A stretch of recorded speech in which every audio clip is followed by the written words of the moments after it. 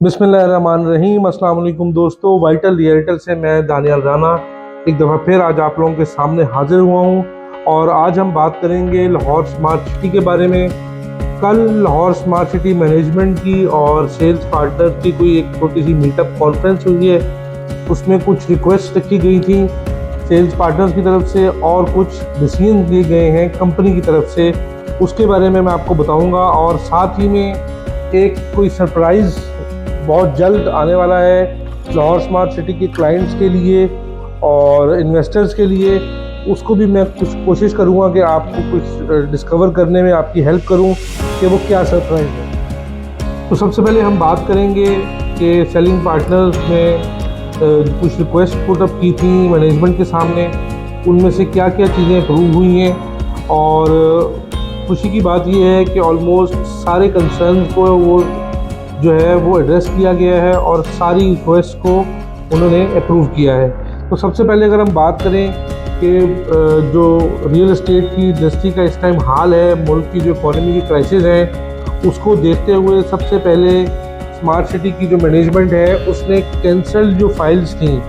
जो कि non payment की वजह से कैंसिल कर दी गई थी, उनको मर्ज करने की अप्रूवल दे दी है एक्टिव फाइल्स के अंदर, जो कि अभी मार्केट में चल रही हैं। दूसरी बात, हमारी तरफ से रिक्वेस्ट की गई थी कि जो पुरानी ट्रांसफ़र पॉलिसी है उसको रिवोक किया जाए, जो लोग बाहर बैठे हैं उनके लिए आसानियां पैदा की जाएं ताकि फाइल्स का जो ट्रांजैक्शन है वो बड़े आराम से हो सके।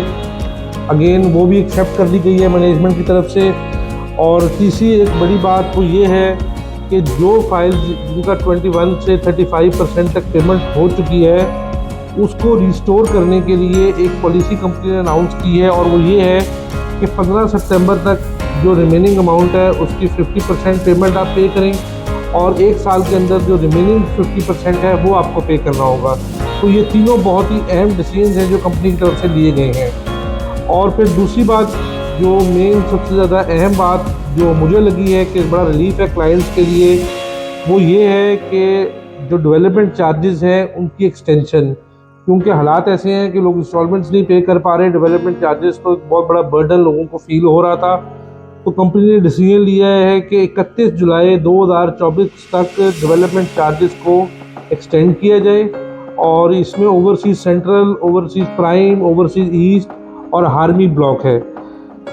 एक और जो डिसीजन हुआ है वो मैं समझता हूँ कि एग्जिस्टिंग कस्टमर्स के लिए बहुत ही फ़ायदेमंद है, और वो ये है कि सरचार्ज की जो डेट थी वो एक्सटेंड कर दी गई है, यानी जो अब सरचार्ज लग रहे थे वो एक साल तक एक्सटेंशन उसको दे दी गई है।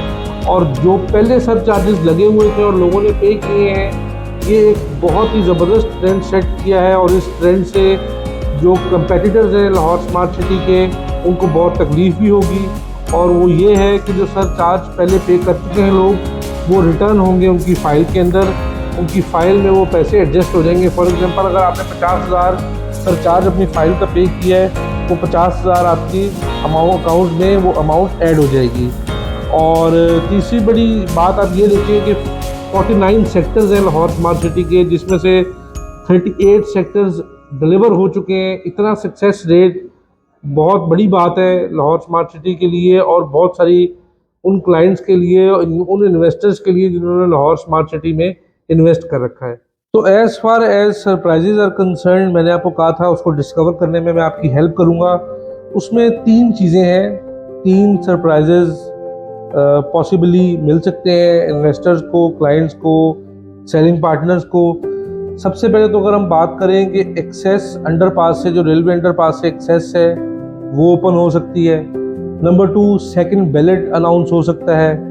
और नंबर 3, जो ईस्टर्न बाईपास है, रिंग रोड जिसे कहा जाता है, वहाँ से आपको एक्सेस मिल सकती है। एनओसी की अप्रूवल का अनाउंस किया जा सकता है। तो अगर हम बात करें पहले पॉइंट की, रेलवे अंडरपास से एक्सेस की, तो वो मेरे ख्याल से इतना सरप्राइजिंग नहीं होगा। उसकी वजह ये है कि वहाँ तो ऑलरेडी वर्किंग चल रही है और लोगों को पता है कि वहाँ से आज नहीं तो कल एक्सेस ओपन हो ही जानी है। सेकंड बैलेट जो है, yes that can be surprising. वहाँ पे इन्वेस्टर्स को कॉन्फिडेंस बूस्ट होता है, क्लाइंट्स का कॉन्फिडेंस बूस्ट होता है जब आपको पोजीशन मिल जाए या आपको आपके प्लॉट को नंबर अलॉट हो जाए। जो मेरे लिए जो सबसे ज़्यादा बड़ा सरप्राइज़ होगा वो यही है कि अगर ईस्टर्न बाईपास से एक्सेस मिल जाता है लाहौर स्मार्ट सिटी को, तो मैं समझता हूँ कि लाहौर स्मार्ट सिटी की मार्केट में बहुत बड़ा जंप आएगा और ये इन्वेस्टर्स के लिए बहुत बड़ी गुड न्यूज़ होगी। जब लास्ट टाइम बैलेटिंग हुई थी, इवेंट हुआ था लाहौर स्मार्ट सिटी में और आंधी चल पड़ी थी, तो उस टाइम उस इवेंट पे एक्सेस दिया था टेम्परेरी एक लाहौर स्मार्ट सिटी को ईस्टर्न बाईपास से, रिंग रोड से। तो मुझे लग रहा है कि उसकी एनओसी की अप्रूवल आ गई है और वो एक जो है सरप्राइज़ अनाउंस होगा लाहौर स्मार्ट सिटी के क्लाइंट्स के लिए, स्टेक होल्डर्स के लिए। तो इन तीनों में से कुछ भी हो सकता है और अगर इनमें से ये ईस्टर्न बाईपास वाली एक्सेस मिल जाती है तो मैं समझता हूँ कि ये अब इन्वेस्टमेंट का टाइम है लाहौर स्मार्ट सिटी में। थोड़ा सा प्राइसेस नीचे आई, लोग डीमोटिवेट हुए, लेकिन जैसे जैसे सोसाइटी में डेवलपमेंट होती है आपकी प्राइसेस जो है वो ऊपर जाने लग जाती हैं। तो अगर इन तीनों में से ये ईस्टर्न बाईपास वाला काम हो जाता है तो बहुत बड़ा जंप आने वाला है और जिसके कुछ आसार भी नज़र आए थे लास्ट इवेंट के ऊपर। और मैं समझता हूँ कि दोबारा से मैं कहूँगा कि लाहौर स्मार्ट सिटी में इन्वेस्टमेंट का टाइम आ गया है। देखें, हालात ये हैं कि डीएचए का डाटा अभी मलिक असलम साहब जो सीईओ हैं वो शेयर कर रहे थे कि डीएचए की जो नेशन वाइड डीएचए की जो ब्रांचेस हैं उनमें ट्रांसफ़र्स की जो मिकदार है वो इतनी कम हो चुकी है कि डीएचए की मैनेजमेंट परेशान है। लेकिन कंपैरेटिवली अल्हम्दुलिल्लाह लाहौर स्मार्ट सिटी की जो डेवलपमेंट है उस पर कॉन्फिडेंस रखते हुए सबसे बेहतर जा रहा है Lahore smart city, capital smart city इस टाइम रियल एस्टेट की इंडस्ट्री में पाकिस्तान के अंदर। अगली वीडियो में इंशाल्लाह कुछ और अपडेट्स के साथ आपके साथ मुलाकात होगी। अपना ख्याल रखिएगा। अगर आपको कोई क्वेश्चन है, कोई कंसर्न है, कोई भी आपको Lahore smart city, capital smart city में इशू है तो हमारे नंबर्स पे कॉल करें, हम आपको on time as always respond करेंगे। अपना ख्याल रखिएगा। अल्लाह हाफिज़।